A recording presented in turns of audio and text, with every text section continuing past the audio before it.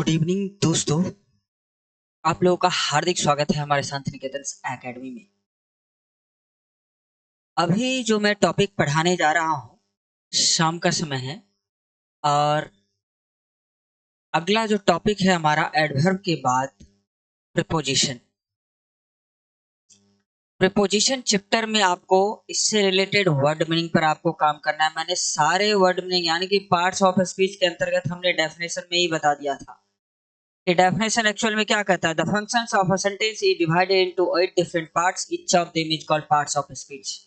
यानी कि parts of speech के अंतर्गत जितने भी चैप्टर हैं, चाहे नाउन हो, प्रोनाउन हो, एडजेक्टिव हो, वर्ब हो, प्रीपोजिशन हो, कंजंक्शन हो, इंटरजेक्शन हो, सारे के सारे वर्ड मीनिंग को एक्सप्रेस करते हैं। क्योंकि आप tense, voice, narration, degree, move to, question tag कोई भी चैप्टर आप पढ़ेंगे तो केवल और केवल उसमें वर्ड मीनिंग की चर्चा की गई। समझ लीजिए, उस चैप्टर से आपको उस से रिलेटेड वर्ड मीनिंग की जानकारी मिलेगी। तो हम फिलहाल बात कर रहे प्रीपोजिशन के बारे में और हम चलते हैं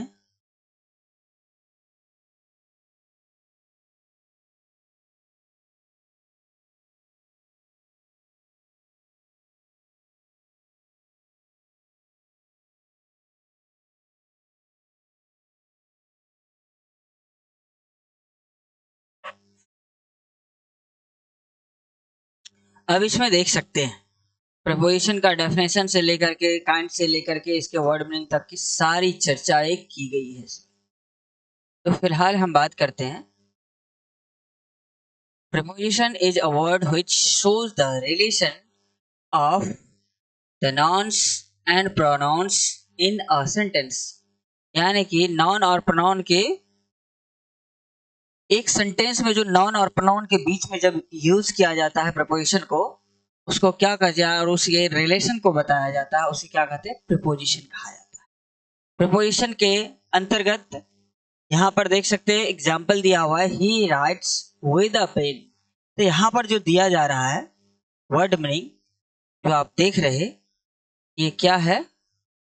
विद जो लिखा हुआ है ये एक्सप्रेस कर रहा है प्रीपोजिशन को। There is a book on the table. On the table जब भी किसी को छूते हुए, जैसे कि टेबल पर अगर कुछ लिखा हुआ रखा हुआ है और छूते हुए है, तो इसका मतलब सीधे सीधे समझ जाएंगे कि ऑन द टेबल। फिर हम आगे चल करके सारे प्रीपोजिशन की चर्चा जरूर करेंगे। यहाँ पर देखते जाइए, पहला काइंड्स है हमारा जिसका नाम है काइंड्स ऑफ प्रीपोजिशन में there are 4 kinds of preposition. पहला है preposition of direction. Preposition of direction का मतलब, डायरेक्शन मतलब हम जानते हैं कि निर्देश, है ना? निर्देशन जिसको कहा जाता है, निर्देश देना। उसके बाद प्रीपोजिशन ऑफ प्लेस और पोजीशन, स्थान को और स्थिति को। पोजीशन का मतलब स्थिति को बताने के लिए इसका प्रयोग किया जाता है। उसके बाद प्रीपोजिशन ऑफ टाइम, समय सूचक, ये तीसरा। और सम अदर प्रीपोजिशंस, ये भी होता है उसके। तो पहला यहाँ पर दिया हुआ है प्रीपोजिशन ऑफ डायरेक्शन के अंतर्गत कि टू का मतलब काके की के सेंस में यूज किया जाता है, टुवर्ड्स का मतलब की ओर के सेंस में। अब जैसे टू का प्रयोग हम अगर प्रीपोजिशन में अगर पढ़ेंगे तो इससे रिलेटेड हमें सारे वर्ड मीनिंग पता होना चाहिए। अब जैसे यहाँ पर टू का प्रयोग हमें पता है कि one place to another place जाते हैं तो टू का प्रयोग क्या आता है? टाइम जो है दिया हुआ 8 to 9 AM PM, है ना, जो दिया हुआ रहता है उसके पहले बेस का प्रयोग किया जाता है। तो समय सूचक शब्द को बताने के लिए भी टू का प्रयोग किया जाता है। तो यहाँ पर टू का प्रयोग काके की के सेंस में, टुवर्ड्स का मतलब की ओर, मैं पटना की ओर जा रहा हूं, तो उस सेंस में यहाँ पर टुवर्ड्स का प्रयोग किया जाता है। फोर का प्रयोग के लिए। अब यहाँ पर देखिए फोर सेंस का प्रयोग हमने टाइम मतलब से टेंस पढ़ाते समय भी वहां पर बताया है कि फोर का प्रयोग स्पेशली किसमें? तो पीरियड ऑफ टाइम, 2 घंटा, 4 घंटा, 2 दिन, 4 दिन, 2 महीना, 4 महीना, 2 वर्ष, 4 वर्ष के को बताने के लिए प्रयोग किया जाता है फोर का प्रयोग। जैसे 4 to hours होता है। अब यहाँ फ्रॉम मतलब से के लिए प्रयोग होगा, तो यहाँ पर देखिए फ्रॉम का मतलब हम फ्यूचर में यूज करते हैं। वैसे one place to another place मतलब से रिटर्न होने के लिए, जैसे one place to another place जाएंगे तो टू का प्रयोग होगा, और उधर से लौटेंगे अगर तो मैं बाजार से आ रहा हूं, है ना, कमिंग फ्रॉम मार्केट। तो इस तरह से भी यूज किया जाता है। एट का मतलब पर, छोटा स्थान या पता को बताने के लिए भी एट का प्रयोग किया जाता है। ऑन का मतलब ऊपर, जब भी किसी को छूते हुए अगर उसको हम उसके ऊपर रखते हैं छूते हुए, तो उस पे ऑन का प्रयोग किया जाता है। इनटू मतलब के बीच में, जब दो चीज के बीच में अगर मतलब से या गति को बताने के लिए भी इनटू का प्रयोग किया जाता है। जैसे ही फेल इनटू द, है ना, he fails into the well, वह कुएं में क्या हो गया, गिरता है। या फॉल, फेल, फॉलन। तो इस तरह से भी आप कह सकते हैं कि इनटू का प्रयोग जो है गति को एक्सप्रेस करने के लिए किया जाता है। जब कोई कुएं में गिरेगा तो गति के साथ गिरेगा तो फेल इनटू द वेल हो जाता है। फिर देख लीजिए आगे है, अप का मतलब ऊपर होता है, यानी कि किसी की तुलना में अप ऊपर को बताने के लिए इसका प्रयोग किया जाता है। डाउन का मतलब नीचे हो गया, कुछ भी नहीं है डाउन। और अगर टेबल के नीचे है तो अंडर हो जाता है ना, अंडर द टेबल। तो अलोंग का मतलब से होकर या पर। अक्रॉस का मतलब आर पार, यानी कि सड़क जैसे पार करता है। I can across this river, मैं इस नदी को पार कर सकता हूँ। अगेंस्ट का मतलब होता है के विरुद्ध। तो दूसरा कांच हमारा आ गया, फिर भी उसी में कुछ वर्ड में रिपीट होगा। तो प्रीपोजिशन ऑफ प्लेस और पोजीशन में भी इसका प्रयोग किया जाता है। एट का प्रयोग, एट का मतलब पर होता है, इनका मतलब अंदर। अब जैसे हम क्लास में आराम से बैठे हैं तो इनका प्रयोग हो जाएगा, और क्लास में इधर इंटर कर रहे हैं या इधर से उधर घूम रहे हैं तो इनटू हो जाएगा। मतलब हमारा शरीर अगर गति में है तो इनटू का प्रयोग होगा, और अगर आराम से बैठे हैं क्लास में तो इन द क्लास। ऑन का मतलब ऊपर पहले बताए, दो को बचाने के लिए जैसे कहेंगे कि Mohan and Sohan are fighting between, नहीं, इस पर रिलेटेड, इससे रिलेटेड जो है मतलब से दो व्यक्ति या वस्तु की बात को बताने के लिए, जैसे कहेगा कि मोहन और सोहन जो है आपस में लड़ रहे हैं, है ना। तो यहाँ पर इस सेंस में भी इसका प्रयोग होता है जब दो व्यक्ति की बात होगी, Mohan and Sohan fighting between themselves। अब यहाँ पर दोनों व्यक्ति की बात होगी तो यहाँ पर बिटवीन, दोनों के बीच की बताने के लिए इसका प्रयोग क्या आता है। सेम एक स्टेप आगे समझिए। अमोंग का प्रयोग दो से अधिक, जब ये मोहन सोहन एंड राजू आपस में लड़ रहे हैं तो यहाँ पर अमोंग का प्रयोग हो जाएगा, अमोंग themselves। तो यहाँ पर हो जाएगा अमिड का मतलब बीच, अमिड का मतलब बीच के सेंस में प्रयोग किया जाता है। अबव का मतलब ऊपर होता है, बेलो मतलब नीचे होता है। ओवर का मतलब से ऊपर, थोड़ा समझिए। ओवर का मतलब जैसे कि the kite is flying over the tree. अब सोचिए, काइट पतंग जो होता है वो मतलब से पेड़ के ऊपर, उसको छूते हुए ना बल्कि उसके ऊपर उड़ रहा है, तो क्या हो जाएगा, ओवर हो जाएगा। अंडर का मतलब हम लोग जानते हैं कि टेबल के नीचे, तो अंडर द टेबल। बिहाइंड का मतलब पीछे। बिफोर का मतलब के पहले। बिसाइड मतलब बगल में। बाय का मतलब पास। ये बाय का प्रयोग जो है अक्सर कहाँ प्रयोग किया जाता है, तो बाय का प्रयोग अक्सर यूज किया जाता है आपको वॉइस में। एक्टिव से पैसिव वॉइस, यानी कि किसी के द्वारा अगर कोई काम होता है तो उस सेंस में इसका प्रयोग किया जाता है। फिर आ गया प्रीपोजिशन ऑफ टाइम। अब देखिए इसको सुमत को भी बताने के लिए प्रयोग किया जाता है एट का प्रयोग। इनका प्रयोग के अंदर ऑन का मतलब ऊपर, फोर का मतलब के लिए, सेंस का या फोर सेंस का प्रयोग पहले समझ जाइए, टेंस में हमने बताया है। Point of time, period of time 2 घंटा 4 घंटा 2 दिन 4 दिन 2 महीना 4 महीना 2 वर्ष 4 वर्ष, ये जो है 3 नंबर में दिया रहे तो फोर का प्रयोग हो जाएगा। और जैसे रहेगा सुबह से शाम से, जनवरी से 2005 से 55 से, तो ये हो गया पॉइंट ऑफ टाइम, ये हो गया निश्चित समय के लिए, तो सिंस का प्रयोग हो जाएगा। उसके बाद है बिफोर, के पहले। आफ्टर के बाद। विद इन के अंदर।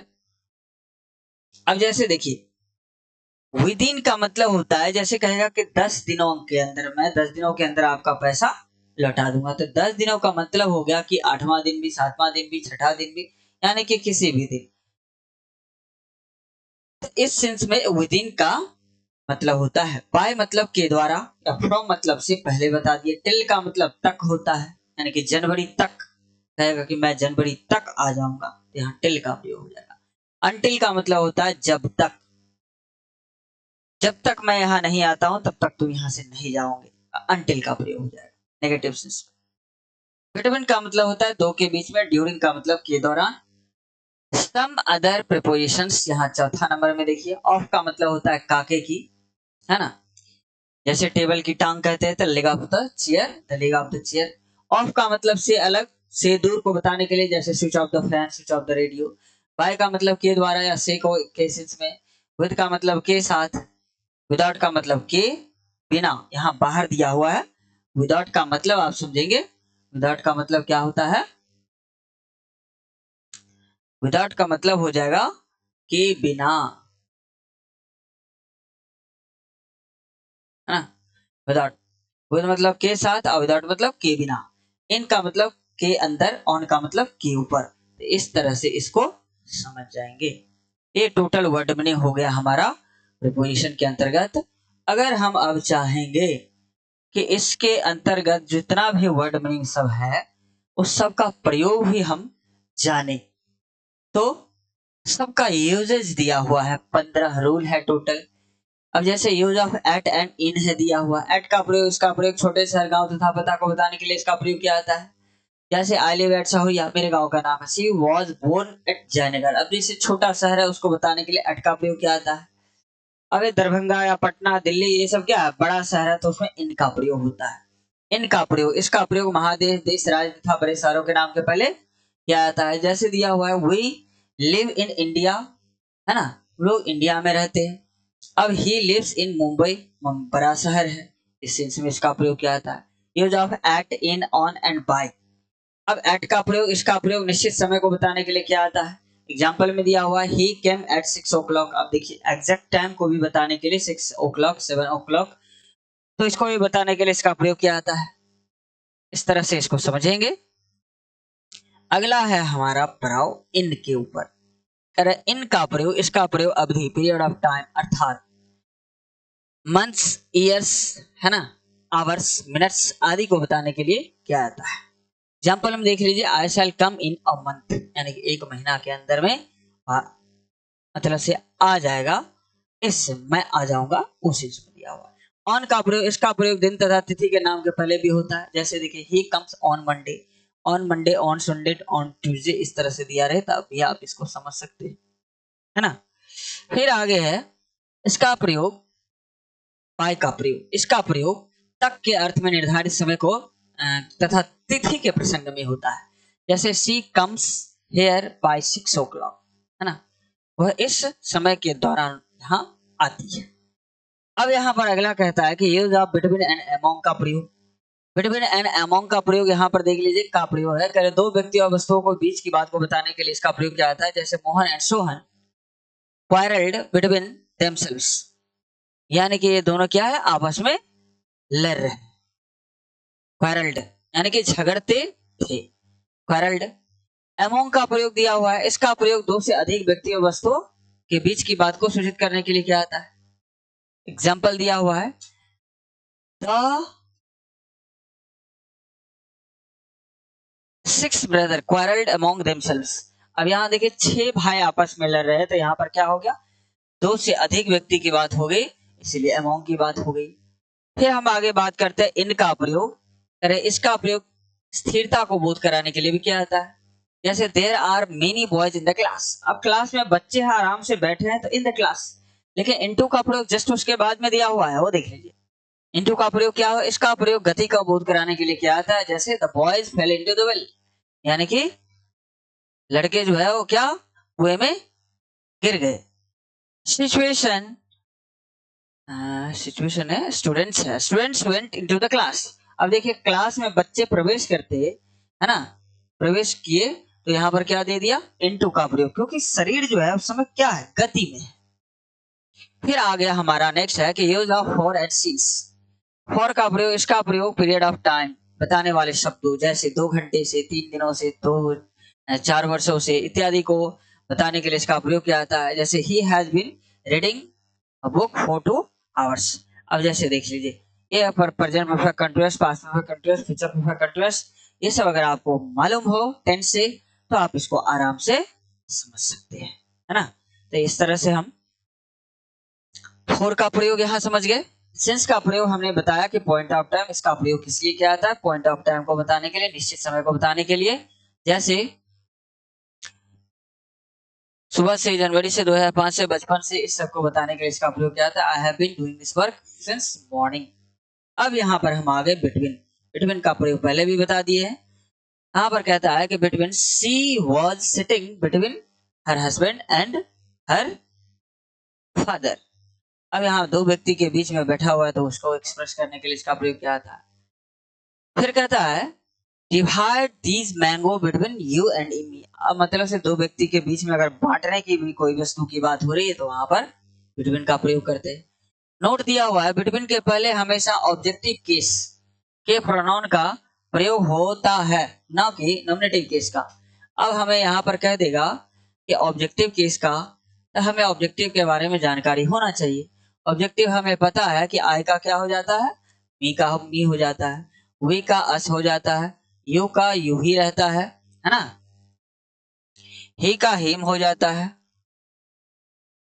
सी का हर हो जाता है, इट का इट ही रह जाता है, और दे का देम हो जाता है। इस तरह से हम इसको समझ सकते।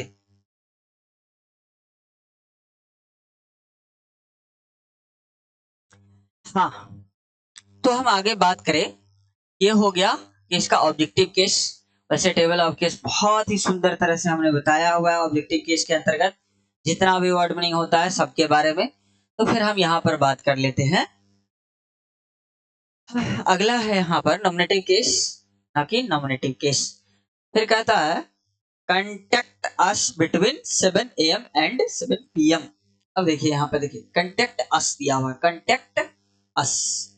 बिटवीन के पहले क्या हो गया, ऑब्जेक्टिव केस यहाँ पर आ गया। इसी ऑब्जेक्टिव केस के बारे में कह रहा है, कॉन्टेक्ट अस बिटवीन इतना से इतना। यहाँ पर है तो दोनों यही दिया हुआ। यहाँ पर कुछ है ना, कॉन्टेक्ट मी यहाँ पर, या तो ऑब्जेक्टिव केस ही हो जाएगा, कॉन्टेक्ट ही, कुछ ऐसा दे दे तो ये गलत हो जाएगा। Contact us from 7 AM to 7 PM का प्रयोग भी होता है। Here he the aeroplane is flying above the cloud। यहां पर भी क्या हो गया, above का मतलब ऊपर। फिर आगे बढ़ते हम। ओवर इट, आवश्यकता से अधिक खाना। ओवर इट का मतलब क्या होता है, ओवर इट, आवश्यकता से अधिक खाना। उसके बाद में है ओवर वाइज, आवश्यकता से अधिक चतुर। ओवर ड्रॉ, जमा की गई राशि से अधिक निकालना। और फिर उसके बाद कहता है ओवर वर्ड, ओवर क्राउड, आवश्यकता से अधिक भीड़ लगना। ये वर्ड मीनिंग भी इस तरह से, मतलब से प्रीपोजिशन के सेंस में तरह से यूज होता है। इसका मतलब आना चाहिए, तब आप आराम से इसका मतलब लगा पाएंगे। Use of from and since. अब देखिए फ्रॉम और सिंस का भी प्रयोग हमें आना चाहिए। पॉइंट ऑफ टाइम के अंतर्गत इसका प्रयोग दिया हुआ है। जैसे सुबह से, शाम से, जनवरी से, 2005 से, बचपन से, इस सब के सेंस में। प्रेजेंट और पास्ट में तो सिंस का प्रयोग किया जाता है, और फ्रॉम का प्रयोग फ्यूचर परफेक्ट कंटीन्यूअस टेंस में किया जाता है। अब जैसे फ्रॉम का प्रयोग, इसका प्रयोग समय तथा स्थान को बताने के लिए किया जाता है। अब जैसे देखिए Mohan was absent from Monday to Sunday. अब देखिए ये किसी तिथि को बताने के लिए इसका प्रयोग किया था कि इस तारीख से इस तारीख, यानी कि वो एब्सेंट था। फिर they want to, want from Delhi to Mumbai, went want नहीं होगा, दे वांट, दे वेंट हो जाएगा, दे वेंट।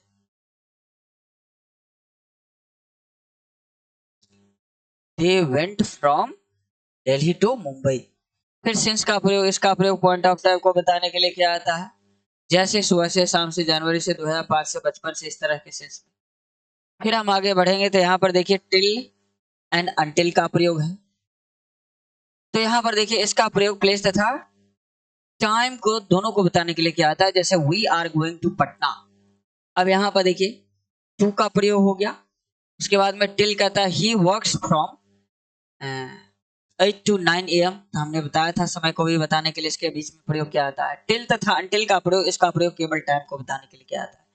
जैसे the students come till 6 PM। अब यहां हम देखें टिल का मतलब एक एग्जैक्ट समय तक। फिर उसके बाद में आ गया please stay here until next Monday. इस तरह से यहां हम इसको समझ पाए। आगे बात करते हैं हम रूल 7 में use of by and with. अरे बाय का प्रयोग, इसका प्रयोग किसी एजेंट या डूअर कर्ता के पहले होता है। जैसे the tiger was killed by Mohan, यानी शेर जो है मोहन के बाद मोहन के द्वारा मारा गया। फिर विद का प्रयोग, इसका प्रयोग किसी जीव वस्तु या औजार के द्वारा कोई काम किया जाता है उसके पहले विद का प्रयोग किया जाता है। जैसे he writes with a pen, वह कलम से लिखता है। Use of during and for का प्रयोग समझिए। ड्यूरिंग एंड फॉर क्या कहता है?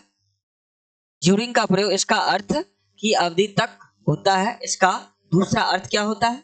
के दौरान होता है। जैसे ड्यूरिंग होली, ड्यूरिंग समर, तो इस सेंस में इसका प्रयोग कर सकते हैं। फॉर का प्रयोग, इसका प्रयोग डेफिनेट पीरियड ऑफ टाइम के लिए क्या आता है? निश्चित। जैसे 4 2 आवर्स, 4 5 मंथ्स, निश्चित इस सेंस में इसका प्रयोग किया जाता है। Use of around and through out. अब अराउंड का प्रयोग यहां समझ जाइए।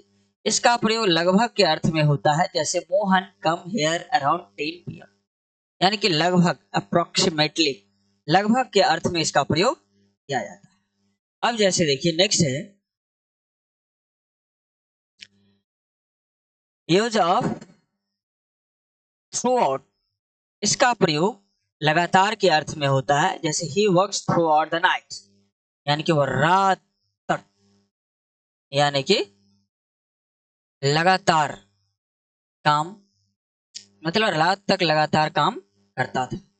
उसके बाद है use of in and with in.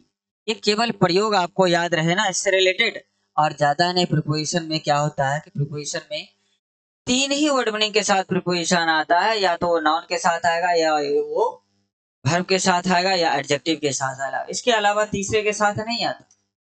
तो इससे रिलेटेड वर्ड मीनिंग होता है। नाउन के साथ भी 250-300 वर्ड मीनिंग होता है प्रीपोजिशन, यानी कि स्पेशल वर्ड मीनिंग। और एडजेक्टिव के साथ भी 200-250 होता है, और मेन वर्ब के साथ भी 200-250। ये टोटल मीनिंग अगर आपको याद है तो समझ लीजिए कि आपको प्रीपोजिशन से क्वेश्चन बन जाएगा। Use of in and within. In का प्रयोग, इसका प्रयोग जैसे एक वर्ष के अर्थ में, वर्ष समाप्त होने के अर्थ में, यानी कि समझ लिए इन का प्रयोग क्या? वर्ष समाप्त होने के अर्थ में। जैसे I shall be back again in a year, यानी कि एक वर्ष समाप्त होने के सेंस में वो आएगा। फिर कहता है विद इन का मतलब, इसका प्रयोग जैसे एक वर्ष के, अर्थात एक वर्ष के अंदर में। जैसे I shall be back again within a year, यानी कि एक साल के अंदर में, मतलब 8वां 9वां 10वां किसी भी महीने में वो एक साल के अंदर में आ जाएगा। इसको विद इन के सेंस में इसका प्रयोग किया जाता है।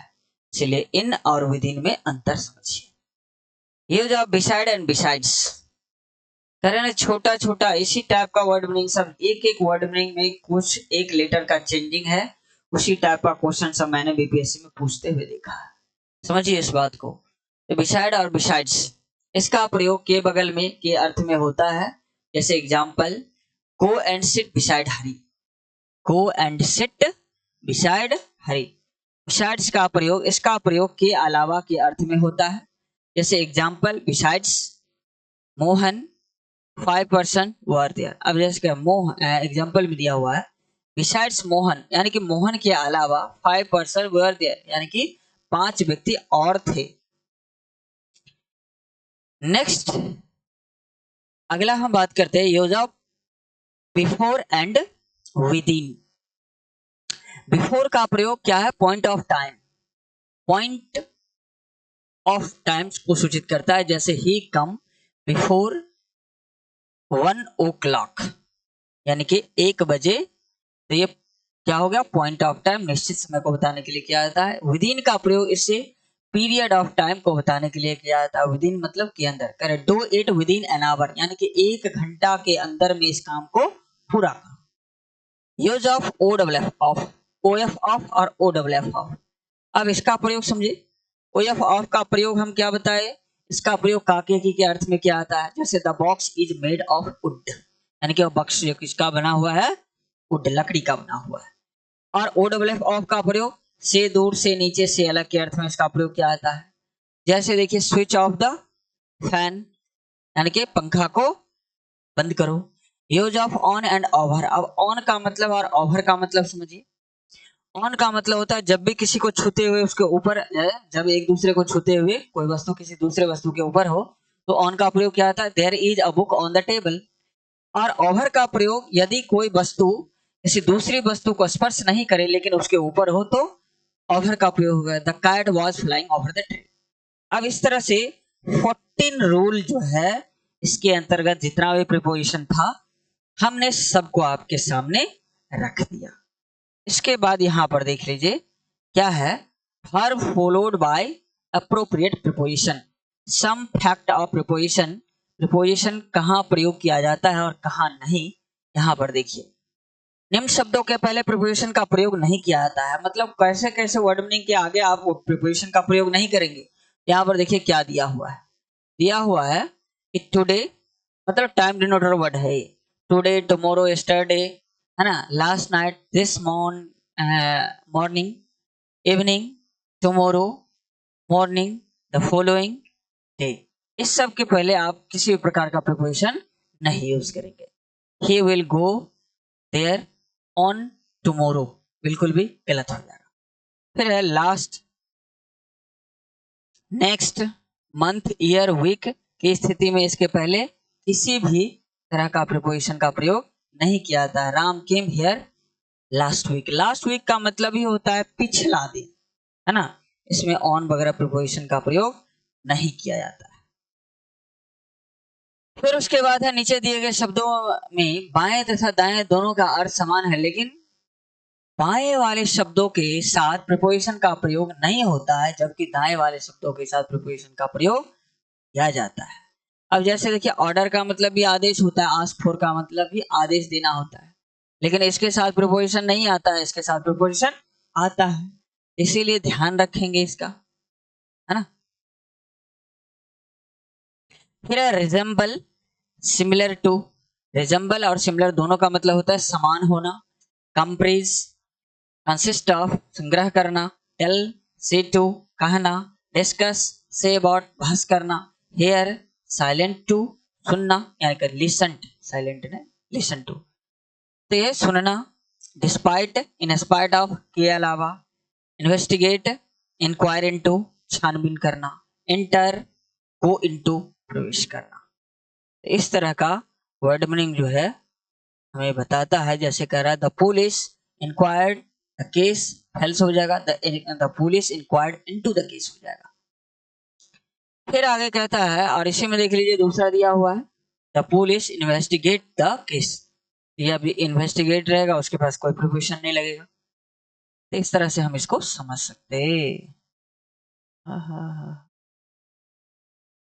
प्रिपोजिशन का प्रयोग हमेशा या तो नॉन के साथ या एडजेक्टिव के साथ या वर्ब के साथ होता है, इसके अलावा किसी दूसरे के साथ प्रिपोजिशन का प्रयोग नहीं किया जाता है। इस तरह से आप इसको समझ सकते हैं। सम इंपोर्टेंट फैक्ट ऑफ प्रिपोजिशन, यानी कि केवल आप वर्ड मीनिंग के आधार पर प्रिपोजिशन को समझ सकते हैं। जैसे देखिए हम इसको थोड़ा सा बड़ा करके आपको दिखा दे ताकि आप समझे। अब जैसे यहाँ पर देखिए रिवीजन अगर हमको करना होगा ना, हमको अगर रिवीजन करना पड़ेगा तो हम केवल इतना ही क्या करेंगे, वर्ड मीनिंग देख लेंगे, काफी है। जैसे at Sahuria, at Mughalpura, at shoot at, bite at 5 AM, है ना, at school, at the airport, at bus stop, at a party, at a concert, उसके बाद है at a conference, at dawn, at afternoon. अब जैसे देखिए इस तरह से वर्ड मीनिंग दिया हुआ है, मैं आपको इस सारे वर्ड मीनिंग यानी कि पेज में जो भी है मैं आपको सब दिखा दूं ताकि आप इसे समझ सकें। है ना, shot at, laugh at, mock at, smile at 6 o'clock, at college, at the bridge, at the platform, at a match, at page 50, at night, at dusk, at daybreak, at star, at Christmas। फिर इसमें देखिए, at Darbhanga, crumble at, mock at, kick at, grovel at home, at university, at the station, at the theater, at the top, at the lecture, at the bottom, at noon, at midnight, at twilight, at bedtime। इस तरह से इसमें और भी बहुत सारा word meaning है ना, जिसके आधार पर हम पता लगाते कि इसको कैसे मतलब से रिवाइज किया जाए ना। इस तरह से प्रीपोजिशन को हम आराम से और आसानी से रिवाइज कर सकते हैं। इतना ही वर्ड मीनिंग है इसके अंतर्गत प्रीपोजिशन में, है ना। प्रीपोजिशन एडजेक्टिव इसके अंतर्गत ये सब आते हैं। ये रिवीजन करने वाला वर्ड मीनिंग सब है, इसके आधार पर आप रिवीजन कर सकते हैं।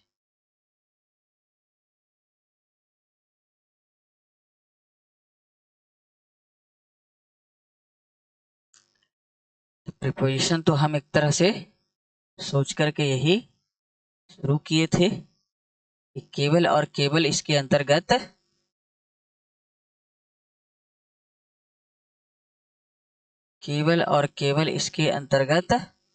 हम प्रीपोजिशन के बारे में कुछ बोले, लेकिन समझे आप प्रीपोजिशन थोड़ा डिटेल्स में ही ये हो गया टोटल। अब इसको वर्ड मीनिंग पर भी थोड़ा सा काम कर लेंगे। तो कहने का मतलब इस चैप्टर से हम विदा लेते हैं। ये चैप्टर आपको बहुत ही सिंपल वे में सारा कुछ समझा देगा, बता देगा। इसमें जितने भी रूल रेगुलेशन थे हमने सारे बता दिए। अब हमारी बारी है कि हम जैसे प्रीपोजिशन, कंजंक्शन, इंटरजेक्शन 2 और बचा हुआ है, हम इसको जैसे ही खत्म कर लेते हैं उसके तुरंत बाद हम इसका एक्सरसाइज लेकर के आएंगे। फिर आपको पता चलेगा कि कितना आपको याद रखता है, इसके आधार पर आप क्वेश्चन बना लेते हैं। और आपके एग्जाम में जिस तरह का, चाहे स्टेट की एग्जाम हो, चाहे TRE 1, TRE 2, TRE 3 में क्वेश्चन पूछे गए हो, सारे क्वेश्चन मैं उठा कर ले आ रहा हूँ। हर तरह का क्वेश्चन जो जिस टाइप का आपके एग्जाम में पूछा जा रहा है ना, हर की बात करेंगे। चाहे वो पैसेज हो, चाहे मतलब से लिटरेचर का भी पूरा व्यवस्था है अपने पास। तो हर चीज हम इंग्लिश का ला ही रहे हैं, है ना। बाकी इसके अलावा और भी जो भी हिस्ट्री, ज्योग्राफी और करंट अफेयर है, सारे सब्जेक्ट को लेकर के हम बहुत ही जल्द आ रहे हैं। तो कोशिश हमारी यही रहेगी। अब हमें बता दीजिए। तब तक के लिए धन्यवाद। Thank you.